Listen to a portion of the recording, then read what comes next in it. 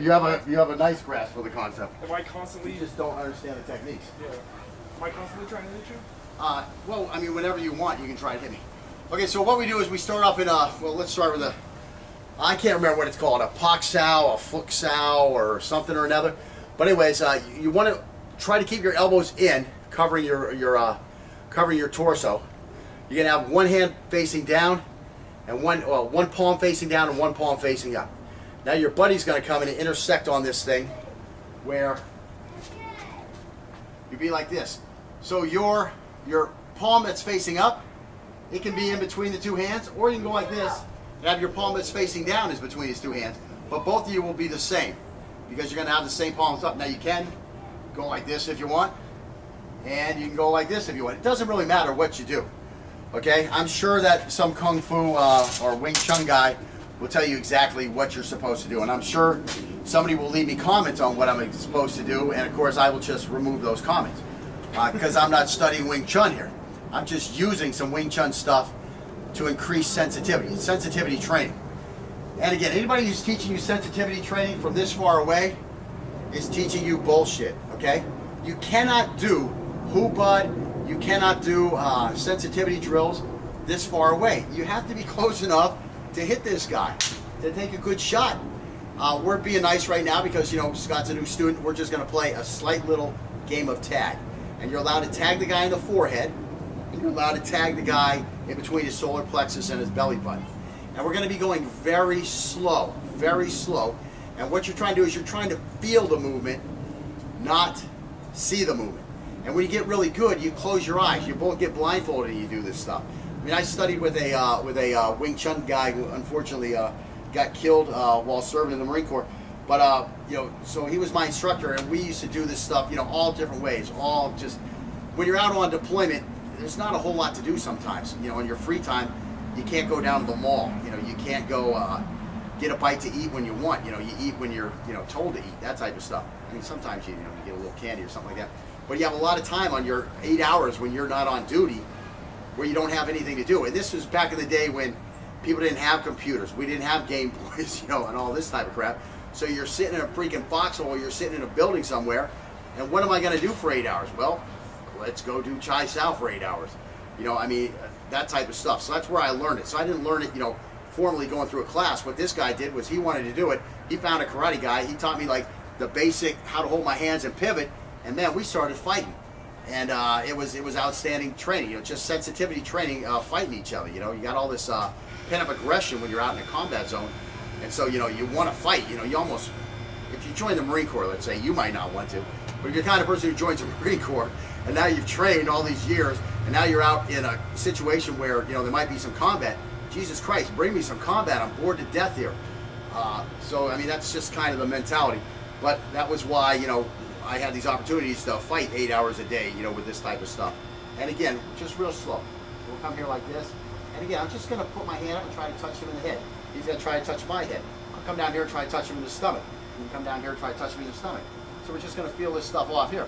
Now when he gets out here, you know, he's got a problem here because, like, I'm open here. So there, he blocks that off. So he tried a little shit over here while I was talking to you over there about that other side. But again, you know, you start getting this stuff. So I just got him a little tap on the stomach there. And, you know, he might get me eventually. And he might not. He got a little tap on my stomach. And again, you can see what did I do when he came at my stomach. I hollowed out a little bit. Again, that helps me not take that impact. Or if it's a blade, it keeps him from getting a deep cut on me. You gotta go slow. You can't. Yeah. See, here's the other thing. When you're going slow, you both have to go slow. Just because I'm going to tap you doesn't mean that, you know, we're going 5 miles an hour. Now you get to go 90 miles an hour to not get tapped. Go ahead and let the guy tap you, and now you can start feeling where you missed that at. Because speeding it up, well, that's a training troll thing. You know, okay, we're going to play slow motion sparring, and then all of a sudden you go full speed. Well, that's cheating. That's a training troll. So you can't do that. You have to just stay nice and smooth and stay where you're not trying to go too fast. So here I can try to tie him up and come to something. But again, it's just a drill. You really want to work on keeping those elbows in. Those elbows will save you a lot from taking a real shot in the body. But again, you see we're just kind of forcing this stuff off what they would call the center line in Wing Chun. And so there what I did was I actually let him cause the hit. Because I'm on this side of his arm, so I'm going to beat him to the head. So all I do is I start moving this way, and he actually pushed my hand right into his head. So you can use that, and that's that's a sensitivity thing you start to feel. So now again, Howard, do you like that? I'll bring this one up here. I need the. No, I'm talking about get our arms like that. So what happened? You're here. Oh yeah. So now bring that at my head. See how I'm going to do that? Yeah. So what he did was he tried to speed it across this way as I came in, and what he needed to do was just direct it over my head. Now again, you would have me like in a situation. Now you have me in that situation again, where you're like driving. So you drive, but look at this. Now you're in that situation. But now you just drive me away. So now I'm gonna. That was funny. We both started playing up top, and I'm like, so now I'm gonna. And at the same time, he must have had the same thought. Was I'm gonna tap you in the stomach. So we both tap each other in the stomach. So again, that's all we're doing here. So we're just going nice and slow. And when you get a guy tied up like that, that helps out a lot. So there I got a little tapping on his stomach. But again, notice the big difference between him and me. Oh. Look where his elbows are and look where mine are. If we're really fighting at a higher speed, I'm going to be able to tap his stomach pretty regularly there. And again, a lot of those times you get those stomach not being tapped by just having that elbow in the right spot.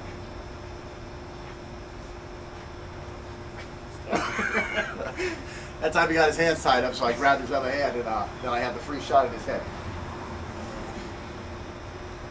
See, now you start turning here and changing those angles. And now again with Chai Sao, don't ever do the thing. Oh, I had you twisted for a second. Don't ever do the thing to where you can see like I'm kind of doing it blindfolded right now because I'm looking at the camera. But don't ever do the thing where this is all you do. Make sure that you move as you get more advanced. So when you start ramping up the speed, don't be afraid to start moving over here on this guy and just staying slow, because in a real fight you do move. That was one of the things I didn't like about Chai Sao, was the fact that this guy always had me stand in the same place, whereas I would have much rather had a chance to move. And again, as you can see, once we start ramping it up, I start going down on a lower profile, because that's where I really fight from. But again, you just play with this. You can play with this stuff for hours because you're not really going too hard. And as you start getting better, then you learn to conserve your energy and do it. And again, you can close your eyes. I'm going to close my eyes a bit. The problem is once you lose contact, you're kind of screwed. And I can't really see where the heck his head is. I got a little tummy shot there. Got ear shot on. And again, don't be afraid as you get more advanced to when that shot comes at your head to move your head. There's nothing wrong with that. That's a real fight. These are skills that you really want. There you go. Keep the elbows. So a lot of times when you start this drill, you just go like this. La la la la la. You have like there's a ball and you're just going around a basketball. You just move your hands like that. And then of course you can get really going fast. And the thing that I like to do is I like to tie a guy up. That's one of the things I do. You use your one hand and you trap his hand on top of his other hand. Now your hand's going to be free for that shot. So I mean, you get advanced stuff like that there too. I mean, my favorite move against my old training partner was cyclonic palm, where I come like this, and then boom, you smash it right there. And again, somebody will tell me that's not a cyclonic palm, that's something else. Well, I really haven't done any instruction. I've been instructed in Wing Chun since 1984, I would say, 83, 84. I don't know if I really got with anybody after him, so it would have been 83 when I finished my instruction with him due to the fact that he could no longer continue to instruct me. But anyways, that's it. I mean, there's a lot of stuff you can do. And again, I like to get one hand on top of the other. And now Scotty's feeling those traps, and he's getting his hand out of that trap. So that's good. And again, sometimes the toughest one to block are those stomach ones, especially if you go by with one and you come in with the other. You go by with one and then you come in on the other one. He's worried about this one, so he's worried about this one coming in, and then he's just slide that one in behind it. And again, what is that? That's a combination punch. That's what you would do with a jab and a cross, that type of stuff. So it has a lot of application. And again, like I said, you can play with this stuff for hours. You can go as fast as you want, you can go as slow as you want. But the big thing is you want to maintain good concepts, keeping the elbows in, keeping the hands up, and being able to keep contact with that guy. All right, so have fun with that. Oh, and you should wear eye guards and groin guards and maybe even something on your hands. I mean, with me, I have a lot of skill in being able to strike very close to someone and not hitting them. And then I think that my defensive skills are good enough to where I don't really have to worry about him. But if you're two guys that are doing this stuff for the first time, you know, you need to be more careful. You'll want to wear some kind of eye protection because, you know, fingernails and fingers in the eyes aren't a good thing for your eyeballs. Again, a shot to the groin isn't a fun thing either. That could hold up your training. But again, if somebody knows what they're doing with this and they've done it before, you know, then there will be his onus to protect both of you. Like my job is to protect both of us. His job, I don't care, you know, if he tries to hit me in the head. Well, I'm supposed to be the expert, so I should be able to get the heck out of the way. And if I get hit, then that will remind me where I need a little work.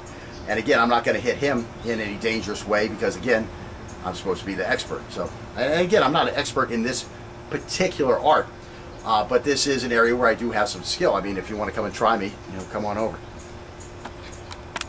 All right, so now what we're going to do is we're going to do those same drills, the two primaries that we worked on with the knife on our hand, and we'll probably even do a little chai sao with the knife in the hand. Now you're getting into like serrata free flow drills. Can't talk today. So it'll be like a little bit of, you could move into some serrata free flow drills with this stuff. And again, it depends on where you want to take your knife fighting. I don't like taking my knife fighting too far down those roads because, you know, then I'm studying FMA or I'm studying Wing Chun. And I don't really want to be a Wing Chun guy or a pure FMA guy. So we'll look at a little bit just for the purpose of sensitivity. I mean, my system is far more brutal and it's far more direct, and thus it's far more easier to become proficient at than those other arts. Like I say, a lot of times those other arts, all that extra mumbo jumbo that you're learning as you go down the road, it's really cannibalizing the art. You know, it's what do I do when a guy in my system does this? How do I counter that? And then when I do that and he counters me, how do I re-counter him? And that's what you really get into. And you see these guys out here at this kind of a range where, you know, they're not even touching each other. They couldn't cut each other. And, you know, they're making it like, wow, look at us. Look at our art. It's so great. Nobody's getting cut. Nobody could get cut. Nobody could get killed. Yeah, you could work some defanging, but then all of a sudden you bring in somebody from a different system and he's going to walk right through that. Like I always say, you know, you take two equally skilled Wing Chun guy and a Thai kickboxing guy, and the Thai kickboxing guy is going to walk right through that Wing Chun stuff. He's going to crush it. He's just got too much force coming at you. The Wing Chun guy would have to be much more skilled than the Thai kickboxing guy to win that encounter. And, you know, of course, every Wing Chun guy in the world is going to go, no, no, no, no, no. Okay, well, when I see a Wing Chun guy get into the MMA ring and start wiping these guys out, then I'm going to fight for you. I'll be your, what do they call it when you back somebody? I'll be your, beautiful. I love the way you pick these words up for me. I will be your advocate. I will be your advocate. When I see the first Wing Chun guy get in an MMA ring and give me a nice little Wing Chun stance and start beating the crap out of all these MMA guys that are basically using Western wrestling and Thai kickboxing, okay? When I see him come in and start whooping these guys up, I'm your advocate. I'm going to be the first guy to say, you know what, I was wrong. You know, Wing Chun is the better freaking art. But it isn't, okay? The closest you can get to, you know, regular street combat is, again, in the MMA ring. That's the closest you can get to real street combat without having to worry about the loser pressing charges against you. Those are the facts, okay? So you need something that's going to work in realistic situations, not something that you cannibalize and it looks all pretty and it looks sharp and it looks movie fucking fancy and that type of stuff. There's nothing worse than these guys who, you know, I have a video out there called What a Real Knife Attack Looks Like, and then they tell me that's not what a real knife attack looks like, that I'm wrong and this type of stuff. And then what I do to a lot of them is I have a like a form letter where it shows like 8 or 9 or, you know, 5 or 10, I can't remember the exact number, but it has all these videos that I picked off of YouTube of actual knife fights, and you see where anything else that you're doing on another video and those actual knife fights look more like what I say what a real knife attack is probably going to look like than anything else on the internet where guys are, you know, doing this shit, playing their patty cake or doing their one step, you know, this type of stuff. it's just not reality. It's not reality. You know, what looks like a real knife fight is, if you go out and look at videos of real knife fights, that's what it looks like. One guy coming crazy on another guy with a knife. There just aren't guys out here, you know, coming with intelligent freaking attacks when you see a knife fight on the street. That's because that guy was able to have a career to where he could support taking lessons and learning to fight. So he's not the crazy guy out there trying to attack somebody with a freaking knife. I mean, that's one of the reasons. But again, like I'm saying, you know, those arts, it's all nice and well. You want to go down that road of being a martial artist, head down that road. That's fine. But we want to stay on the martial artist road. Okay, we want to be able to be a combative. Look the two up in the dictionary, artist and martial, and you'll see they're actually pretty opposing terms. But you want to focus on the martial, because your art is not going to save your life when a real guy attacks you. Okay, you need something brutal, direct, that gets the job done now. That whatever somebody puts up as a defense or a counter, that you crush through and you destroy this guy now. All this other prancing around, you know, this type of stuff, I'm sorry, that's not reality. It's not reality. You know, watch these guys in the MMA. When they do throw an attack, it's a brutal, vicious, direct attack, because that's what's going to work. And nobody is doing a sophisticated, eloquent, freaking, you know, trapping type motion and then grabbing this guy and throwing him on the ground. It's not reality. It's not reality. Things are happening too fast when that guy comes with that direct and brutal attack for you to do something eloquent. It's just not going to work. It'll work in the dojo when you both are in your pajamas. Nobody wants to get hurt. And we want to throw a pretty technique, like in the movies. Go fuck yourself. Stop it. Restart it. No, you're good. Oh yeah, I probably should. That was quite a fucking A rant. quite a rant. I get so pissed off at normal martial. I mean, that's Barry's fault. And I just want to point out that rant that I just went through. Where did that hatred come from? How did that come from so deep inside of me? A caring and sensitive person. How was that able to be forced out of me? Well, we were watching some videos, taking a little rest after our chai sao, and we came across a guy named Barry Kuda. I actually remember the name, but I did that for what is that called? Effect. So we watched these videos with this guy named Barry Kuda. Now he is a very accomplished martial artist. Okay. The first way you can tell is he's wearing earrings when he trains. Okay. If you're in a real fight, or you're a guy who's ready for a real fight, you can't wear earrings. They're gonna rip the fuck out of your head. Oh shit! I missed that. You can't wear real earrings because they're going to get ripped out of your head. I just had to edit that because I added a little flavor to it in my way. So anyways, they're going to get ripped out of your head, and you're going to be bleeding, and you're going to be, where's my earring? And imagine doing that during an actual fight. That would be a recipe for failure. But even in the dojo, you know, oh, my earrings fell out. You weren't supposed to get that close to me and hit me where my earring fell out. Okay, so anyways, Barry Kuda, a very good, I'll call him martial artist, okay? But his martial application, the fact that he was so far from reality, that's where all that hatred came from. It's in there, it's just looking for a release. So that rant was Barry Kuda's fault.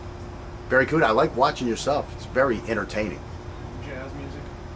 Yeah, as Scott mentioned, the jazz music while, you know, fighting. Novel concept, novel concept. I like to hear a lot more hate in my music if I'm gonna be fighting. You know, I need to, you know, with the guitar freaking just me, because that's what we're doing. Okay, jazz. You're gonna use jazz as your soundtrack for a fight. That's what I'm talking about. The mindset. It's just not there, man. It's not there. The mindset, you have to at least be onto some of that really jamming Red Hot Chili Peppers. That's a minimum requirement for a soundtrack for fighting, okay? Have I digressed enough? Scott's giving me the cut. It'll be nice if this stuff does see the light of day, but like my zombie rant, Yeah. it's probably just gonna sit out there. The zombie rant needs to be edited. The zombie rant is great. See the movement, and when you get really good, you close your eyes. You both get blindfolded and you do this stuff. I mean, I studied with a Wing Chun guy who unfortunately got killed while serving in the Marine Corps. But you know, so he was my instructor, and we used to do this stuff, you know, all different ways. All just when you're out on deployment, there's not a whole lot to do sometimes. You know, in your free time, you can't go down to the mall. You know, you can't go get. I'm sure that some kung fu or Wing Chun guy will tell you exactly what you're supposed to do, and I'm sure somebody will leave me comments on what I'm supposed to do, and of course I will just remove those comments because I'm not studying Wing Chun here. I'm just using some Wing Chun stuff to increase sensitivity. Sensitivity training. And again, anybody who's teaching you sensitivity training from this far away is teaching you bullshit, okay? You cannot do hoopad, you cannot do sensitivity drills this far away. You have to be close enough to hit this guy, to take a good shot. We're being nice right now because, you know, Scott's a new student. We're just gonna play a slight little game of tag. And you're allowed to tag the guy in the forehead, and you're allowed to tag the guy in between his solar plexus and his belly button. And we're going to be going very slow, very slow. And what you're trying to do is you're trying to feel the movement, not. You have a nice grasp of the concept. Am I constantly? You just don't understand the techniques. Yeah. Am I constantly trying to hit you? Well, I mean, whenever you want, you can try to hit me. Okay, so what we do is we start off in a. Well, let's start with a. I can't remember what it's called, a pak sao, a fook sao, or something or another. But anyways, you want to try to keep your elbows in, covering your torso. You're gonna have one hand facing down, and one palm facing down and one palm facing up. Now your buddy's gonna come in and intersect on this thing, where you be like this. So your palm that's facing up, it can be in between the two hands, or you can go like this and have your palm that's facing down is between his two hands. But both of you will be the same, because you're gonna have the same palms up. Now you can go like this if you want, and you can go like this if you want. It doesn't really matter what you do. Okay, I'm